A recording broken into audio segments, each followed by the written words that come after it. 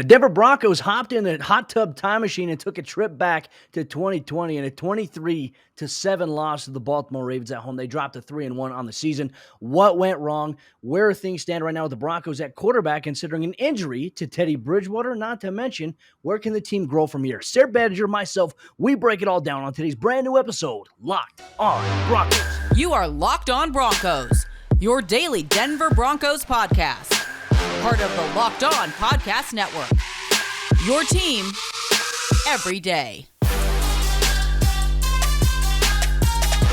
What's up, Broncos Country? Welcome back into a brand new episode, Locked On Broncos, your daily Denver Broncos podcast here on the Locked On NFL Network, your team every day from the South Stands to the end zone. I'm your host, as always, Cody Roark, joined alongside by Sayre Bedinger, co-host of the show. Both of us, we cover the Denver Broncos for the Locked On NFL Network and 9 News, and you can get this podcast free and available everywhere you get your podcast, not to mention you can watch us on YouTube in video format, so hit that subscribe button, turn on notifications so you never miss out on days worth of Broncos news, content, and coverage. And thank you so much for making Locked On Broncos your first listen of the day every single day. But Sayre, my friend, no Victory Monday here today for us. Obviously, a very disappointing loss by the Denver Broncos. And there was an exciting, I'd say, first quarter here for the Broncos. From that point forward, after that touchdown to Noah Fant, it was abysmal. It was disappointing. It was lackluster, and it brought us all the way back to 2020. How you doing, my man? You know, Cody, it's time. The streak has come to an end.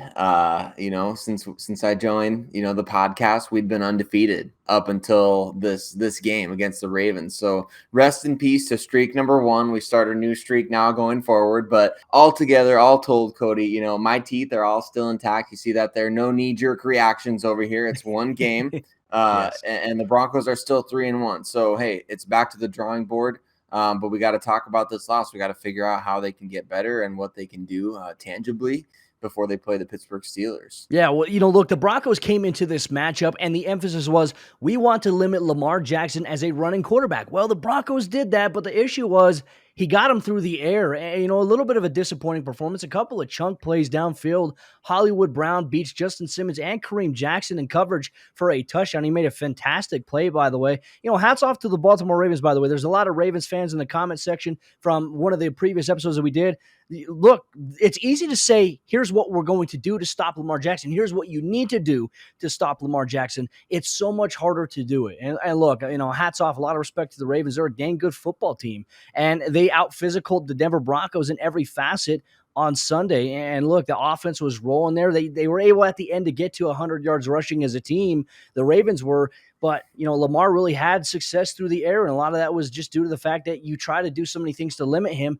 You dare him to do that. And the Broncos, unfortunately, they got bit by it. So some things obviously to look at here from the matchup. But Sayre, the biggest concern I'm going to take away in this loss, obviously 23-7 at home, Empire Field, a mile high. The Broncos offense, injuries to Teddy Bridgewater. That was one. He took a shot to the helmet late in that second quarter, got a concussion, did not come back. Drew Lock started the second half, and he finished the game at quarterback there. Deontay Spencer gets a helmet shot on a potential defenseless receiver play that didn't get called. Just an accumulation of things, mistakes. But the biggest thing, the offensive line, Sayre, they had a really rough day here for the Broncos. They did, Cody, and it was coming from all angles. It wasn't just the fact that they were missing Dalton Risner and Graham Glasgow in this game. It was coming from everywhere. I mean, Garrett Bowles had a really bad game, in my opinion, at least as far as just a couple of plays that really stand out as very bad.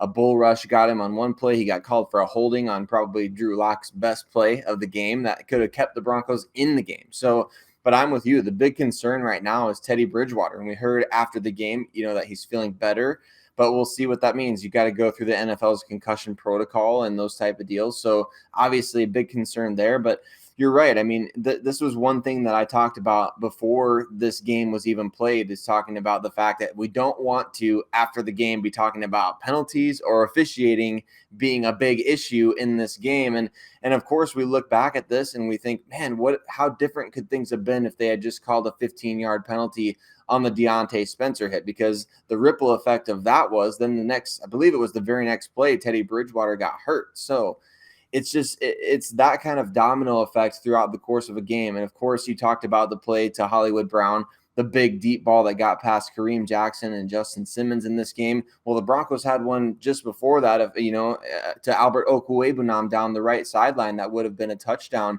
had he not let it go through his fingers. So I just there's those types of little things that we talked about before this game was played. We're like, hey, don't let this be a thing that we talk about after the game, a drop, a penalty, a missed opportunity here that cost you a chance. The Broncos just got their momentum killed. They got their momentum killed after that Marquise Brown touchdown, and they didn't recover. Well, the offense too. I don't know how many times, Sayre, I counted third and long, like 3rd and 7 to 3rd and 15, 3rd and 18. There was even a 3rd and 23 at one point in this game, and that was a huge issue for the Broncos because guess what? We had talked about it even in the weeks prior. 3rd down is still an issue for the Broncos. They went 3 of 14 in 3rd down conversions, and most of those 3rd down attempts were at a distance of about 6 yards or greater. That is not an ideal formula, and a lot of those penalties, whether it be an illegal formation, a holding call, as you mentioned, or, just a block in the back, just certain things like that. Frustrating. And, look, play calling, in my opinion, didn't help out. And we'll get to that coming up here in just a little bit. But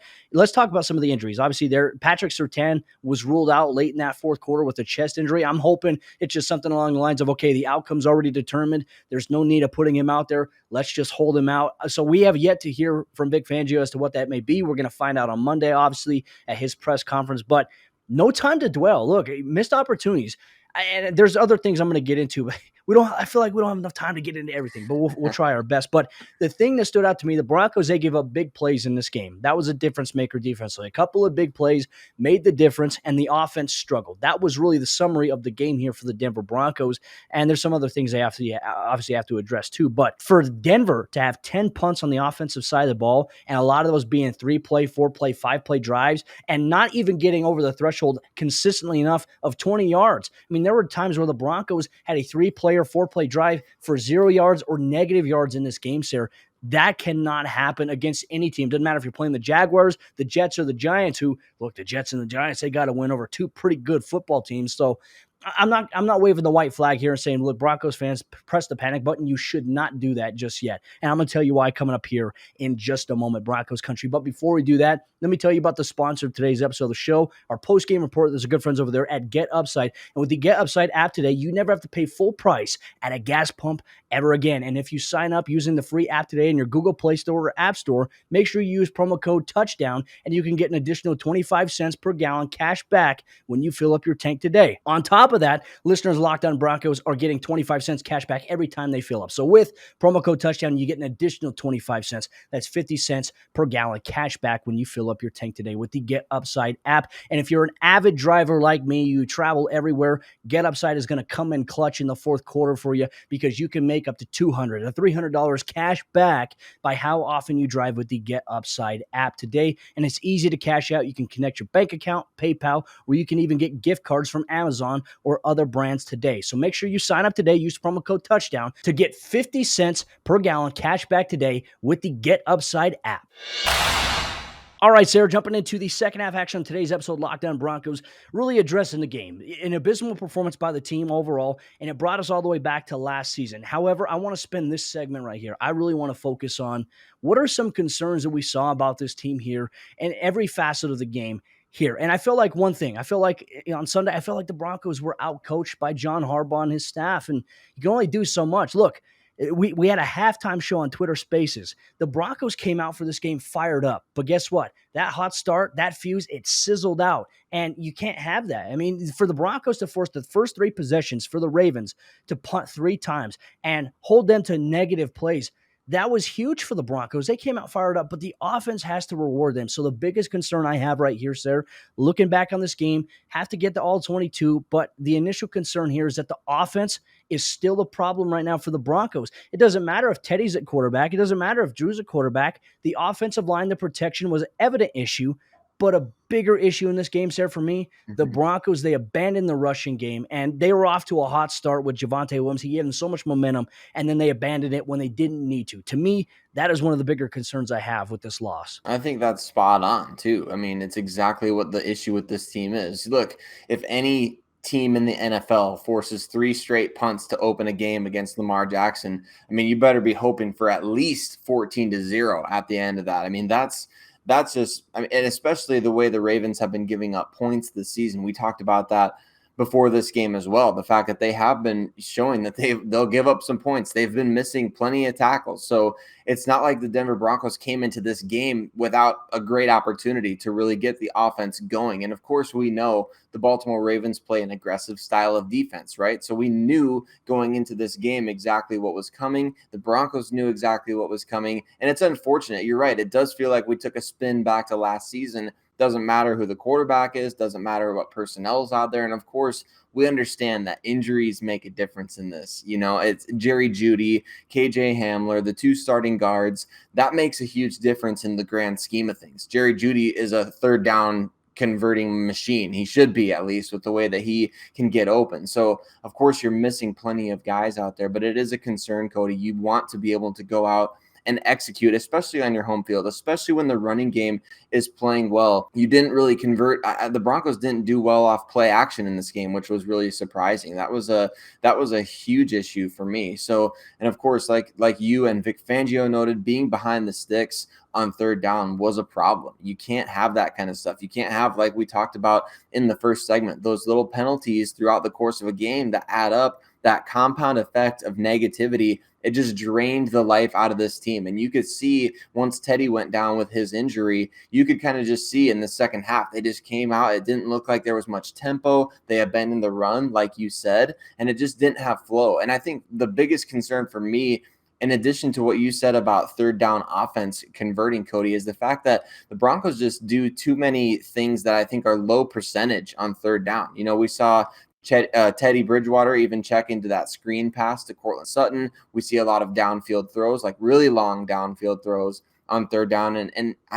To me, the strength of this wide receiver and tight end group is yards after the catch. And we just don't see Pat Shurmur utilizing that as much as I think he should. I think Pat Shurmur has to have a, kind of a wake up call. And you know what? Here, I don't want to be, on a post game show. I don't want to harp. And in Broncos country, we never want to sound like we're negative, right? We want to talk about what went wrong. We're going to get to some of the positives here in just a moment and where the Broncos go from here. But I think it's worth noting too that when you look at this game, Pat Shurmur has to help this team out. He has to help whoever's at quarterback. And even though that you have to go into a game without your two starting guards, you have to figure out, okay, what can we do to help offset the pressure there? Well, against a blitz-heavy team like the Baltimore Ravens defense, we got to find a way to run the ball. And guess what was working early on? It was the run game. And so I was disheartened. I was kind of frustrated at half of saying, why did they go away from it? And really, that was the opportunity, because guess what? On third down, you know what Baltimore's doing? They're blitzing everybody. And how many times do the Broncos get sacked on third down?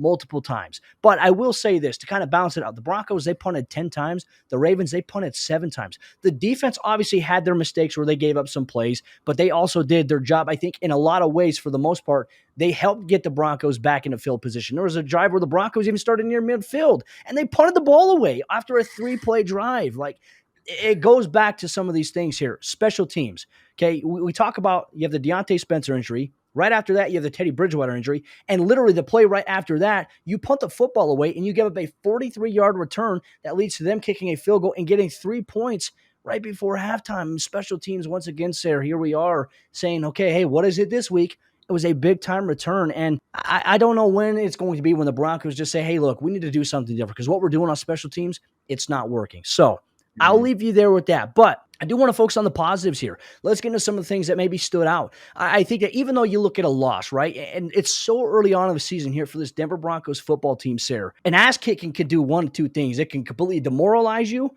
or it could be something that gives you a push in the right direction. Let's hope it's in the latter part here for the Denver Broncos, because how many times have we seen some of these teams? The NFL has been so weird this season. You see one team you expect to win lose, and all of a sudden you're like, okay, maybe they're frauds. And then the next week they come out and they just dominate somebody. So I feel like it's way too early, Broncos country, for anybody to say, you know what, the season's over, it's the same old stuff, panic button, none of that yet. It's way too early to be in that standpoint there. The defense still does some things really, really well. They'll have to adjust and obviously go back and make some adjustments along the way. That's going to be a given. Let's talk about one of the bright spots, Caden Stearns, man. I tell you what, welcome to the NFL, rookie. A big-time moment, a sack right in the first half, and then a sack in that third quarter really give the Broncos some momentum. Unfortunately, the offense couldn't do anything, but man, I was so blown away by Caden Stearns. I can't wait to watch him on tape this week. Yeah, I really enjoyed his game. I mean, and of course, in a game like this, one of the few bright spots, right? So the 2 sacks, plus on one of Lamar Jackson's probably, I would say, better and more like, I mean, the Broncos defense kind of had a breakdown on this play. Lamar was rolling out right to the right towards the sideline, and then he chucks the ball not towards the middle of the field, but man, he hit his receiver in the hands. And then Caden Stearns comes up from behind and he makes a play on the ball and knocks it out. That would have been another huge play given up by the Denver defense were it not for his awareness and his ability to attack the football. And man, we are seeing that in spades the last 2 weeks. I wish they would have matched him up a little bit more, maybe on Mark Andrews in this game, because we know Andrews had a huge game and the Broncos didn't necessarily go man coverage on him like we thought they might with maybe Bryce Callahan, or if they would slide Surtain inside, or if they wanted to use Stearns. We didn't see a ton of that. Like you said, we'll have to go back to the all-22 and see exactly how they did attack Mark Andrews. But to me, man, Caden Stearns, he's really stepped up these last 2 weeks. He's earned additional snaps. You've mentioned this before too, Cody. It feels like Caden Stearns' rookie season is shaping up to be quite a bit like Justin Simmons' rookie season back in 2016. So the Broncos are going to be in good hands at the safety position. Love what Stearns is bringing to the table. Love to see Vic Fangio get creative and utilize him on the blitz, and to see him get home, to see him not just, run through the line of scrimmage and just affect a play where Lamar Jackson runs for a big gain. He actually comes away with 2 sacks in this game. So a huge performance from the rookie and a bright future, I think, ahead for him for sure. I agree with you there, Sayre. He was one of the bright spots there. And look, I get it, Broncos country, there are no moral victories in the NFL. However, it's important to highlight on some of the things that you can continue to build on. I think there's a lot of things the Broncos can build on. Yes, there's a lot of things they can fix, but there's a lot of things that they've done well so far through 4 weeks of action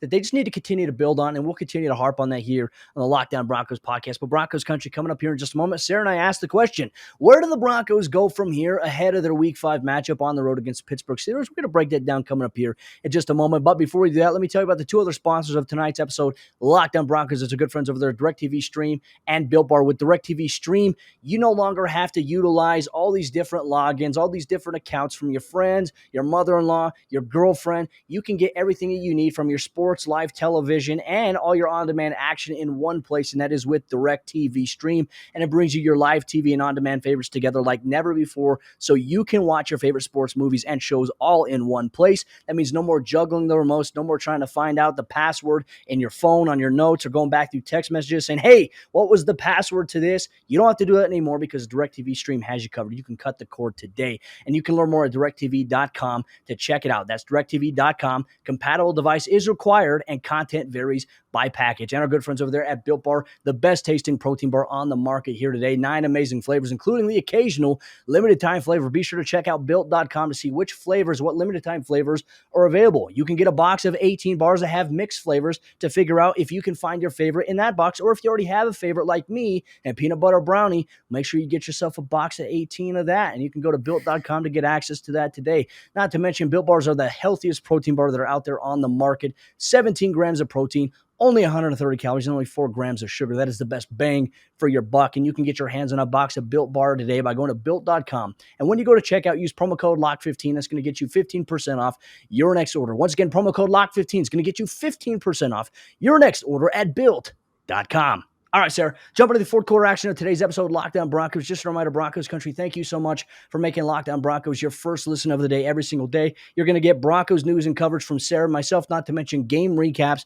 And in a world where there's a lot of hot takes and who can say the most controversial thing about the team this week, we're always going to keep it real. We're always going to look at it from an objective standpoint for you, the fans, because you deserve that. There's too much noise out there for you to be dissuaded anywhere. So thank you so much for making Lockdown Broncos your home for all your Broncos news, content, and coverage. But Sayre, my friend, there's only one way to go, my friend, and that is up. So what do the Denver Broncos have to do this week, in your opinion, to take the next step? Going on the road, playing a Pittsburgh Steelers team that's off to a little bit of a rough start. Big Ben doesn't look like himself. They're dealing with injuries on the offensive line. They're young there, similar to the Denver Broncos. What do the Broncos have to do this week in order to kind of right the ship? Well, I think the offense really has to take a hard look in the mirror at themselves. I think they have to go back to the drawing board and say, what was working for us in the preseason, in the first 2 weeks of the season, when it looked like they were a lot more efficient than they are now. And of course, everyone will want to say, well, you played the Giants and the Jaguars. That's what was going well. Of course, we understand that. But at the same time, it did feel even in the Jets game, it didn't feel like the Broncos offense was executing at the level that they were in the previous 2 games. So I think definitely the offense has to get back to the drawing board, figure out why is it starting so slow? Why is everything starting off so poorly? There's a streak going on right now. I don't know exactly what it's at. I saw it on the TV broadcast, but man, the Broncos are really struggling with their opening drive touchdown these last however many games. It's either 9 or 19. It's something crazy, something ridiculous that they've started off games without scoring. So come out firing against the Pittsburgh Steelers, get an opening drive touchdown. You got to figure out a way to do it. I mean, it's easy for me to say, right? Sitting here, I'm not wearing a helmet. I'm just a guy wearing a hat. I said that before. I'm just the guy wearing a hat, but man, go score a touchdown on your opening drive. Be aggressive, but be smart about it. Get yak. Do those types of things. Utilize your running game. Stick to the things that work for you. And I think that the Broncos have to start hitting some of these shot plays downfield. That's been an issue dating back. It doesn't matter who's been throwing the ball. They've been struggling to connect on deep plays downfield, whether it's timing, whether it's accuracy, whether the receivers simply just aren't coming down with the ball, whether it's miscommunication between the quarterback and the receiver of the receivers running inside, the quarterback's throwing the ball outside. I don't understand how that kind of stuff is happening. So to me, Cody, against the Pittsburgh Steelers, which we know they've got a really tough defense, you've got to come out firing and you've got to come out aggressive on offense. And what a game that kind of feels like it's circling all the way back now, right? Because last year the Broncos played the Steelers in week 2, and right now we don't know who the quarterback's going to be for Denver. Teddy Bridgewater is going to be in concussion protocol, and the hope is that he can return to practice on Wednesday. He'll likely be limited, but you have to hope that at least by Thursday he can be a full go. If not, you really have to worry about the amount of reps that he's getting or not getting. Yes, you can get mental reps, but you have to get the physical reps. You have to be able to fake the handoffs, stand back in the pocket, deliver a throw. You have to do those things. But for Drew Lock, it also sets up as, okay, this was a game last year where things really got derailed for me. I got a shoulder injury. We were leading a road effort there, and all of a sudden, bam. And then Jeff Driscoll comes in, almost leads the Broncos to a comeback. But this is a different Steelers team right now. While the defense is still very strong, the offense isn't what it used to be. They still have some prolific playmakers. I know Chase Claypool was out with an injury. Deontay Johnson's been out with an injury. But you also have to step up. You can't overlook a team, right? And so one thing I'm looking at this week is trying to figure out whether or not Patrick Surtain is going to play. Obviously, that's going to be a big key. But the reason why is because Ben Roethlisberger, we know, he'll test him because he's a rookie. And this was a game against the Ravens where Patrick Surtain, I don't feel like he had his best game. He gave up a couple of catches, and you could tell he was just kind of like, man, this is my first real rough moment here in the NFL. There was one thing I really loved. Kareem Jackson went up to him during the game after a catch by Sammy Watkins where he got the first down by just a couple of inches. And he's just like, man, Kareem Jackson comes up, lifts him up, and talked him up there. This is a kind of a moment where it reveals to us that, hey, nobody likes losing. Nobody likes getting beat. And so for the Broncos, I want to see, do they come out with a resilient attitude, right? Because all week long, we're going to hear it locally. We're going to hear it nationally. The Broncos are a product of the schedule. They didn't play anybody, and now they played their first real test, and they got smacked in the mouth. Woulda, coulda, shoulda. So many missed opportunities, absolutely. But I feel like there's so many things that you can build off of this early on in the season, Sayre, that I don't feel like Broncos fans should panic just yet, right? But it all goes back to what you said. You have to come out and you have to do the things that are working for you, that have worked for you, and that's getting the run game going. The Ravens blitzed a lot in this game, but the Broncos, they caught them with several counter plays. Melvin Gordon looked fresh. Javonte Williams looked fresh. And then all of a sudden, you just go away from it. There is no reason in the world, in my opinion, not to mention in a game where you have a 7-0 lead, well, then a 7-7 tie game after the big touchdown completion by Hollywood Brown, but you go away from running the ball and you try to pass it. That is where things get a little muddy here. I think this is where the pressure ramps up a little bit on Pat Shurmur, my friend. And look, what a better test than the Pittsburgh Steelers going on the road and having a chance to go on the season to 4-1, Sarah. Like, for example, a lot of things I've seen on Twitter so far today makes it seem like the Broncos are 0-4 so far, based on some of that. They're 3-1. They took a loss on Sunday to the Ravens, to a good football team, and they have to learn how to bounce back from it. Are the Broncos a good football team? I think that they are, Sarah, and I think that they can be, but they have to prove it. They can't come out next week and lay another egg, or else it's going to help solidify that, and then things can start rolling downfield. It's the snowball effect. But the Broncos, they played bad on Sunday. It happens. How do they learn from it? What better way than another week of football? That's why we watch, Sarah. So, Man, I tell you Right. what, rough outcome on Sunday. It's better when there's a victory because our morale is much higher. But you know what, Broncos country, we got to look at it from every angle. The Broncos just simply got out coached. They got outplayed, and you know what? It happens in the NFL, and you have to learn to respond from it. So that's the main message I'm going to give away here on this post-game report. But Sayre, my friend, so great to see you here once again, post-game report. I know that you made a cap reference there. Our Broncos fans love how many hats you have. But, hopefully this week we can get back to wearing the winning hat here for the Denver Broncos on the road, Pittsburgh Steelers. We're going to have you covered all week long here on the show. Don't forget to send in your mailbag questions. Whatever Broncos questions you have, Sayre and I, we're going to answer them on tomorrow's episode, Lockdown Broncos. So make sure you send them in. And thank you so much for making Lockdown Broncos your first listen of the day. For your second listen of the day, go check out the Lockdown NFL podcast and check out the wide variety recap of all 32 teams across the NFL on the Lockdown Podcast Network, free and available everywhere you get your podcast. We'll see you tomorrow for a brand new episode of the show.